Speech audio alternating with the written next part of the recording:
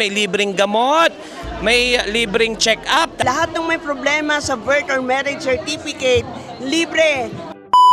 So, mga ka-JPC Vlogs, bago po tayo magsimula sa program, ito po yung mga serbisyo caravan na dala-dala ng Sugod Barangay. Nandito po ang MCR. Ano po ang mga binibigay nyo na serbisyo sa atin? Libre po yung pagbibigay ng requirements para sa data registration, sa application ng marriage license, at saka po dun sa mga may problema sa birth and marriage certificate.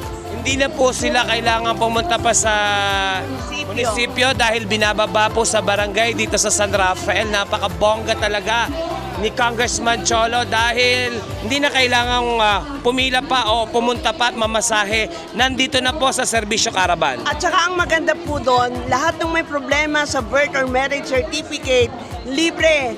Care of na ng Mayor Kong Cholo yung bayad na 3,000 or 1,000.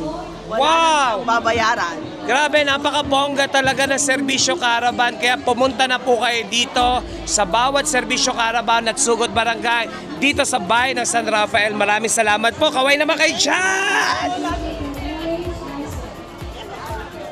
Bukod sa MCR, kasama din natin ang MSWDO. Si Abby ang representative ng MS. Ano ang mga serbisyo na kailangan na binibigay natin dito? Meron po tayong pag-issuance ng Senior Citizen ID, Solo Parent ID, PWD ID, and then kung meron silang mga questions tungkol sa mga services na ino-offer namin, pwede rin silang lumapit dito. Yes! Grabe! Dahil ang MSWDO din po ang katuwang namin sa programa ni Mayor Cholo na ikwento mo kay Kuya Cholo. So ang dami pala mga benepisyo na kailangan na makuha na dito mismo sa Serbisyo Caravana. So maraming salamat po. Dito naman tayo, kasama natin. Saan po tayo? Peso po. Sa Peso naman tayo. Anong serbisyo po ang dala-dala ng Peso dito? Ang dala po ng Peso po ang servisyo po ng job vacancy po at libreng gupit.